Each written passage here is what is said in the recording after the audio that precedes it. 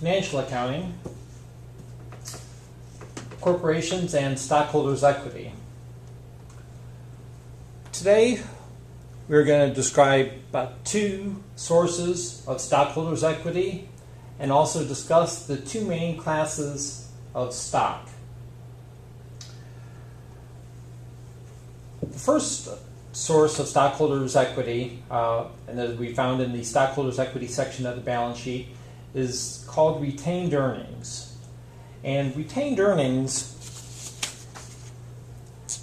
come from the net income of a corporation. The board of directors will declare the amount of dividends that the company is going to distribute to its shareholders, and the amount of net income that is not spent on dividends, it's retained in the company, and that's called retained earnings. So retained earnings are just the amounts of net income that are retained within the business.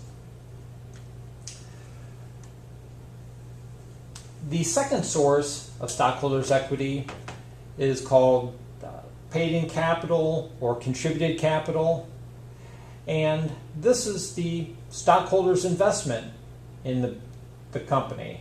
As investors buy stock, they become owners of the corporation, and those amounts go into the paid-in capital, similar to if a sole proprietor invested in his business, it would be owner's equity.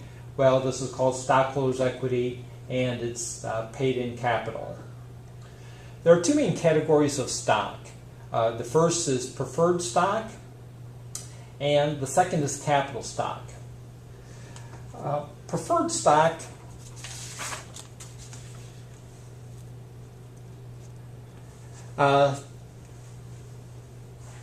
this is an example of a share of preferred stock.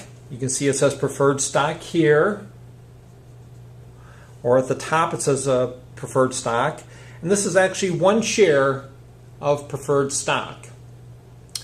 The other aspect of preferred stock is that it has a face value. In this case, this share costs $100, and in here it says how much of a dividend you will get from this preferred stock. And it says that in this case it's 5% annually is the amount of dividend. The advantages of having a preferred stock is that you get paid first. Before any of the common shareholders receive money, the preferred shareholders will get their dividends if one is declared. However, the amount of the dividend is fixed. It's this 5% times $100 in this case, or the investor would receive $5 as a dividend and would not receive any more than that. The capital stock, or sometimes called common stock, this is what you typically see on the New York Stock Exchange being traded and exchanged. And these shareholders get paid after the preferred shareholders would get paid. So from our diagram of the dividends, the board declares the amount of the dividends. The preferred shareholders get paid first. But again, theirs is a fixed amount. The common shareholders gets the residual amounts of the dividends, what's left over after the preferred shareholders get their payment.